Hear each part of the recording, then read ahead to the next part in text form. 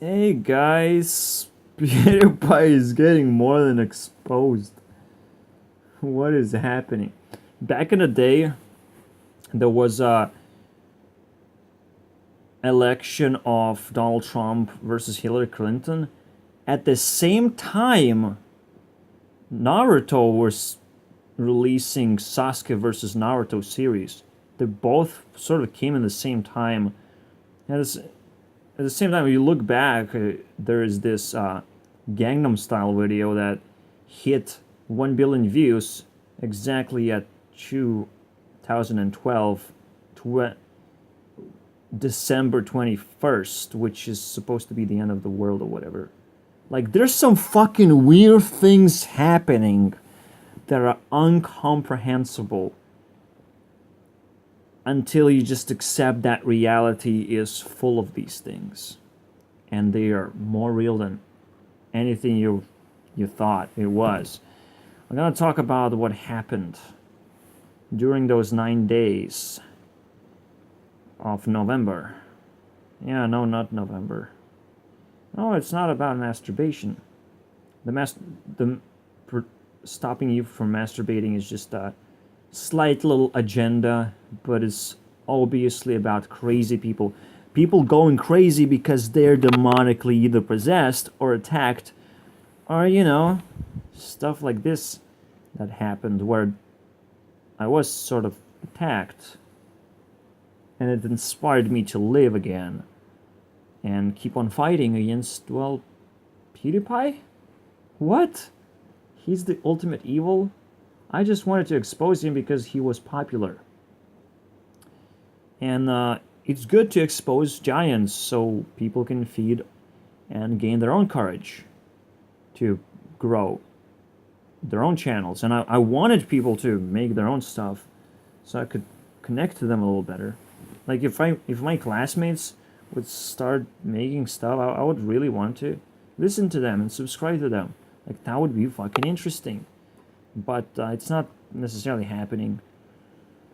So, and I hate being subscribed to PewDiePie because it's not exactly the most interesting content. I literally have no content to watch, to be honest. And I understand that one of those very tempting things that I would really love to experience is just other people's perspective of life and other people's stories of, well, weird stories of what happened. This is one of those stories that I'm gonna tell to you, and how I had to deal with this demonic attack, basically. So, starting in October 31st, no longer a coincidence, it's literally a start of the attack where I felt incredible amnesia. I couldn't control it. It didn't stop. I slept. It only slightly got better. But then I started. I talked about this. I never felt this before. It's amnesia. And the next video, obviously, the black-eyed friend saved my life. Because I talked to these two people, Vector and Unsong, which at that point also switched their names for a little while. Unsong didn't switch his name back, which is still pretty scary, considering what happened. And I consider him to be the attacker, right? The one who figured out that I was suicidal and still decided to, maybe push me off a cliff or something. Yeah, that's kind of the image, right? He tried to push me off a cliff, but I survived, and now I want to kick his ass for trying to do that. But before he pushed me off a cliff, we're just talking, we're just trying to. I tried to get encouragement, try to solve a mystery that was going on, and probably made him a bit uncomfortable. And I felt again I was talking to an authority personality. And I hate personalities. I hate my personality. I certainly don't consent in being Gurnex the way that an Earth Hider behaves, because there's so much more in life, and this is why I want to listen to other people's videos and understand why some people are narcissists, why people are why people are psychopaths, why people are copycats, and why I am a fucking creeper. You know, but you can say stalker. I don't know. I don't know a good word for that, but so it starts with amnesia. Then I talk with these guys. One of them decides to attack me. Where are you going from, huh? You're suicidal, huh? You still suicidal? You still want to die? And at first, when I first started the conversation with Unsong, first of all, I started writing a death note because I felt the amnesia was so strong, and I sort of linked it with, oh, that's what death is. That's why I'm starting to go outside of my body, because I just couldn't keep everything together or whatever. Everything was death. I was sick. I couldn't heal myself anymore. It was about to be over. But I then realized Monica was lying to me. The first crush that I had in my life, the first girl that I sort of was curious about, she lied. She was interested in me. Exposed, but Monica too? Exposed PewDiePie. Being ultra exposed. But still, there's a lot more mysteries flooding in. It's just unbelievable. So the first crush lied to me. She had a personality, but she looks back and demands basically action. Do whatever you want. And she will comply to my demands because she is authority. Authority wants to please what people want, while narcissists want to please your feelings. They have weaknesses, and so they behave that way. So the fact that I sort of let Monica go, it's almost like my fault. You know, it's just hard to understand this whole fucking thing. The ninja school is certainly going somewhere right now, and I didn't thought it was gonna turn into such a big mess, and I'm gonna have to encounter fucking demons. Yeah, witchcraft is real, and I went crazy at this point, because I mean, a lot of people would consider this crazy talk, but a lot of people are supportive as well. So being between these two groups is just such a mess, so fucking annoying. Anyways, let's just keep going. So then I created this video BF encounter after this guy attacked me and basically stole my sleep. I said I don't consent, but I eventually gave up, and I just, okay, I will not sleep. I will. But then I heard like, oh, you can consent. You can concede. You know, whatever. It just was so fucking terrifying. I consented, and then I still felt super defeated, and I felt now he's in total control of me, basically. He will be able to possess me and everything. And that night was so fucking terrifying, and I wake up and I gave up my password to my computer. I gave up some money. Nothing really got destroyed, nothing really bad happened. And thankfully so. But I felt, you know, compromised. My security got compromised. But then I started reading a bunch of things. It was very weird. I read labels on food, and it's like, what, there's a bunch of rocks in this thing? Potentially? What? We tried to remove rocks, but some still remain, and if you open this container, some rocks will shoot out at us. What the fuck was this? Then I started reading my own comments that I left when I was having conversations with other people, because it was interesting to look back into my life. When I had an amnesia, I tend to do that, and it didn't feel like I was reading my own comments. It felt like I was reading my actual intentions. Like, oh, I'll just gonna lie of how I feel, and I'm gonna write this little shit, but I'm not going to say what I really feel. It's really hard to explain of what reading my own intention means. Because again, when you write a comment, you don't necessarily write what you intend for people to read. Sometimes you just write a comment and people can interpret their own way, but when I was reading my own intention, it was very clear and it was directed to me, almost putting me in a guilty mode where I should feel guilty for what I said. But again, now looking back, I'm like, maybe I just exaggerated all of this.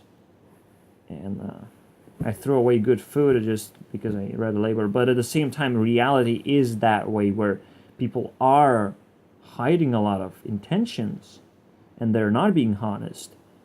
And labels are, and food itself is poisoning you, and you are consenting to poison, basically, in a way.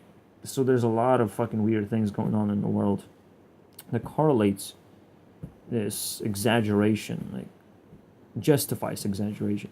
Anyways, so I talk with Vector after all these experiences, and this is weird, you know. I survived this night. It was a fucking terrifying night. There's more to it, but I'm gonna skip that part. I talked to Vector, and he encouraged me to change my personality a little bit. But all I did is just gain courage and realize that friendship is very, very important. I cannot really change myself and cannot really be someone else. And I do understand personalities very well. He didn't really accept my understanding of personalities. And his rejection of what I believe in is just so pathetic. I know it's narcissistic. I know him constantly rejecting what I say is a narcissistic trait, similar to what Stefan Molyneux, one other friend that I have, and most importantly, Jake Paul, he denies a lot of things that other people say. It's like, fuck you, I'm gonna sell merch to the kids, I don't give a fuck. Even though he is literally a salesperson to manipulate kids to buy things. It's like, oh, fuck you, I'm gonna do it. I don't give a fuck what you say. Yeah, Jake Paul, what an asshole. I find it very funny because there's a parallel between Jake Paul having Team 10 dispersed and breaking up with his girlfriend. Similar to how I was trying to create a Creeper's Forge. I gained a lot of success building the first Creeper's Forge, but I could never really rebuild it. Right? So now Jake Paul is trying to make a movie about Team 10 or whatever. It's pretty interesting, this parallel. It almost feels like, oh, this is pathetic. But let's see what happens next. I'm just gonna mention it briefly. Jake Paul, desperate to rebuild Team 10 or whatever. It's disgusting. Or maybe it's referencing me, because it seems like the entire world revolves around me in this case. It's fucking disgusting. Anyways, so I went outside first to get a bunch of courage from Vector, and I again appreciated friendship a lot more because it gave me a slightly better perspective of what I should do, that I should be a little bit more courageous. It was a very good conversation, and so before I realized, oh, I will need to sleep, and someone stole my sleep, and the Vector confirmed, oh, I could have been the person that stole your sleep, but it was that guy. What? You guys know each other? What the fuck is happening, right? Like, that just blew my mind again, even though Vector indicated that in the very beginning. And I immediately blocked him because I was so fucking scared of what was going to happen. And they certainly seemed to have came-ish, but the moment I felt a threat, I come outside, I take knives, and I'm like, okay, let's fight. Whoever you are, whatever fucking demon you are. I read about stories of black-eyed survivors, black-eyed children survivors, black-eyed kid survivors, where they have been attacked by demons, they fought back, whatever. I can do it, regardless of how fast they are. I'll have to fight back this, because my life depends on it. If I don't sleep, if I don't take my sleep back, it's gonna be pretty much over. So there was a flash in a window of my neighbor window up in a second floor, whatever. And I looked into the comments when I came back and like, God damn it, I just got a picture. But instead of treating it as what it is, even though again it is a fucking metaphor of this picture. Do you get the picture? This is a person who defeated his shadow, who stabbed his shadow in the back, whatever. Fuck fears, you know. And so, but do you really got the picture? Now, I thought this was the picture of me that was taken and was referenced here. But later on, strange things started happening. Fireworks started popping. I saw comments of, oh, it's a dancing nun. Not bad. But no, not November. Remember? You get crazy. We're gonna put you down. You know, the world is gonna put you down. But then I started hearing my own intention and realizing that they can hear it too, you know, whoever they are, whoever is releasing fireworks and celebrating, they can hear me. They can hear the deepest intention that I have. And so I started making speeches, started realizing that they didn't say anything about this. If the entire world is made out of demons, now you just say now, and at the same time you want to eat me and something? You're just gonna put me as a sacrifice? It's not fair, you know? It's only fair when you fully educate a person of what the reality is. That's when it's fair to attack him, right? Because I will not consent for you to push me off a cliff when I don't know what that's exactly your intention. When the last moment you give me just a tiny bit of ability to resist. It's amazing. It is amazing that this happened again.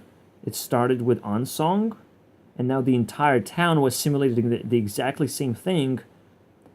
And what I did, I had to start doing, I started walking around yet again, is the same thing that happened with Unsong. And I say, I don't consent, I don't want to be eaten, basically. And it felt like what Black Eyed Friends did was just sort of train me for that thing to happen. But essentially, I gave up because it was so exhausting. I couldn't wait until the daytime. It really felt like some kind of Five Nights at Freddy's game when I have to wait until that 5th hour. But it was so long. It was so exhausting. It's just crazy, crazy, crazy. So I didn't survive. I said, I consent. It slipped. And I sort of tried to hide, but deep down inside, and because they can read my intention, they figure out that it's a lie. A bunch of fireworks go off, and it's like, okay, it's time to eat. And they asked me to go outside. They didn't actually attack me. I thought they're just gonna attack me. Right? They're just gonna attack me. Where I am. Rip me apart into shreds. But they asked me to go outside. They asked me to go and possibly follow the voice, I suppose. Follow where my intention comes from. I don't know what technology that is, but again, I heard my own intention. I figured that, you know, they were connected to that. But most importantly, I go outside. There's nobody outside my door, so I can normally go outside further into the actual outside. It was sort of empty, and then I said where I am. Like, okay, I'm on a bridge. Just take me with a car. Come on, guys. You have cars. But nobody did. They just passed through me. As if I didn't exist, whatever. But again, it was, now looking back, it was a crazy thing. to do so, because these could just be normal people. But the weirdest thing, when I started adapting and I turned around, everyone dispersed. I started talking to myself. I started doubting that what I'm doing is a good thing, to give up to just arbitrarily mob rules. You know, just a bunch of demons gather up and they're asking me to come to them. Like, why? Can't you just kill me anytime you want? This is really weird. So these were some very weird rules that I didn't want it to comply to. And then I said, yeah, I'm not. I just turned around and everyone dispersed. That was the weirdest part. What? They were gathered somewhere? I mean, it makes sense because they were releasing fireworks. And there are a bunch of demons? And the entire town was trying to kill me? The scary part was just about to begin. But I'm already above 20-minute mark. There's just so much to talk about. It's just insanity. The level of insanity is unbelievable. And I pretty much skipped the first night. The first night when Unsong attacked me. First and sort of trained me.